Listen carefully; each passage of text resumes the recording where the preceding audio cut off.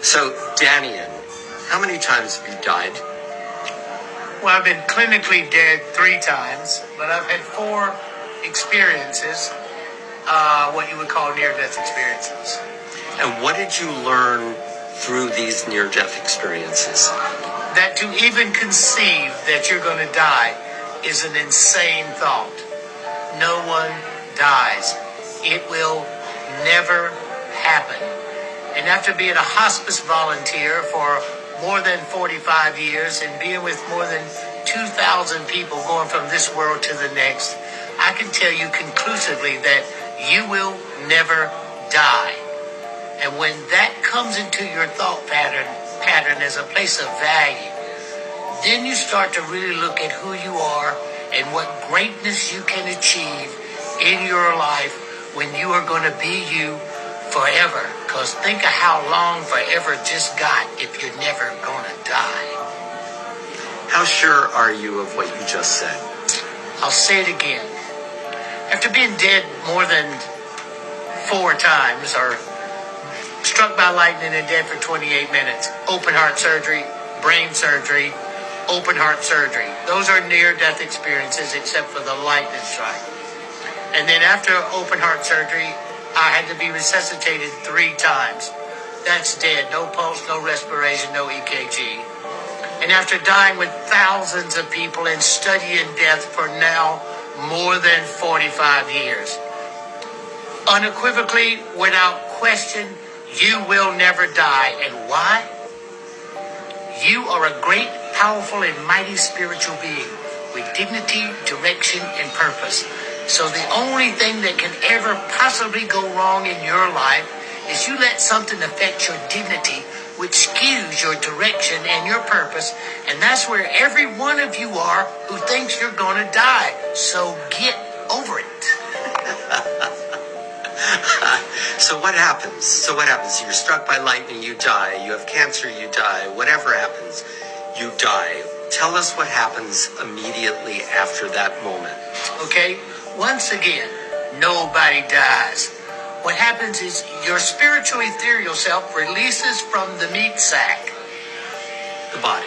The body. And then you enter a level of consciousness like peeling an onion, taking away those layers and layers and letting go. And then you have relief, no pain. Remember, being struck by lightning, I was paralyzed, and the fire that came through the room burnt my eyes. I couldn't see. I lift out of my paralyzed, on fire, burning body. I had no pain. I could see. I could look what's around me, acclimating. And then down a tunnel to a place of bright, brilliant, beautiful light with a silvery, shimmery essence to it that I can only describe using the word sensual. In the ethereal spiritual world, the sensual nature of you is what you permeate and feel. Your connection to the divine and the divine's connection to you. And then you have the single most important point. You have the panoramic life of you. The near-death experience, everyone has a life of you, book of judgment, hall of records, all of this. This exists. You see your entire life pass before you in a 360-degree panorama. Watch yourself from a second-person point of view as though you were your own best friend. So you see how silly you are. And there's just a best friend, so you're not being judged. Then you literally become every person that you've ever encountered. And you feel the direct results between you and that person. You become them. So what's the greatest takeaway of that system? Is paying attention to why you're doing it. Because if you pay attention to the reason for why the action you're taking, it's never what you're doing, it's why you're doing it that matters. What I have learned is to set in motion and look at the reasons why I do things and make sure I'm not petty, make sure I'm not selfish, and make sure the reason I do it is for the betterment of all of us instead of being a bully, jackass, brute, tough guy.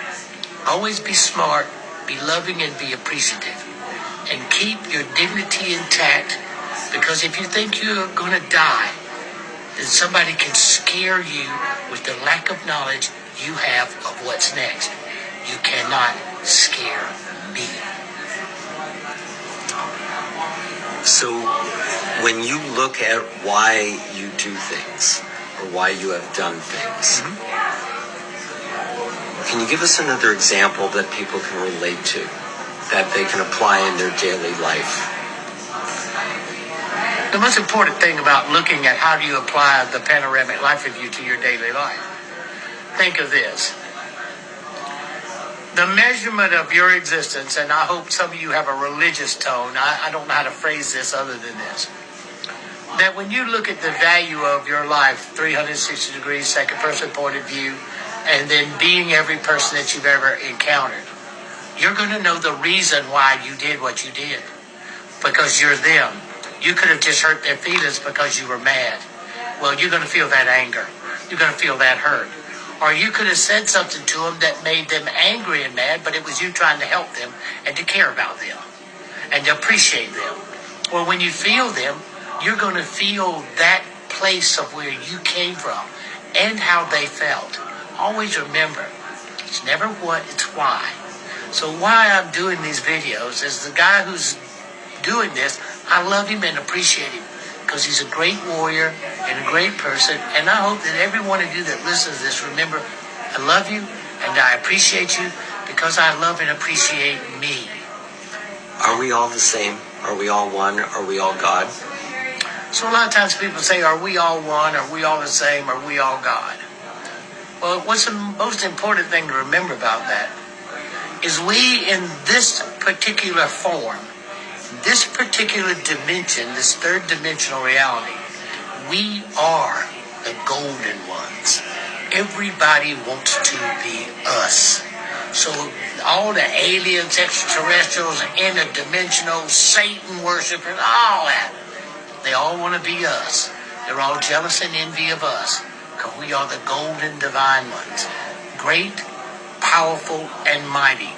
Take time to look those three words up in the dictionary and apply them to who you truly are, a spiritual being with dignity, direction, and purpose. And remember, if you love and appreciate you because who you are, and I just said that, then the nature of being loved and appreciated is an automatic reflection of what I'm telling you to be the truth. Any last words? You're not afraid of dying, are you? Well, any last words? Am I afraid of dying? How could I be afraid of something that never happens? It will never happen. Never. Get over the fear complex. Get over it. It won't work once you take your last breath. And all that stuff you think's going to happen, pay attention to the near-death experience. Don't believe everything you hear people say. And remember, people are describing them in their own unique ways. But take from it the fact that they have reached past the boundary of what we call the end and reached into what we truly know is the journey back home. We come from there here. And we go home when we finish this job. And we will do a series of videos on what the job is and what the reason for this job is and how do you get the best out of it. Danny and Frank Lee, how do people find out more about you and your work? Go to lightstreamers.com, Mr. Medit, and welcome to the family. And come on down. Thank you, brother. Thank you. Love you. Love you too, man.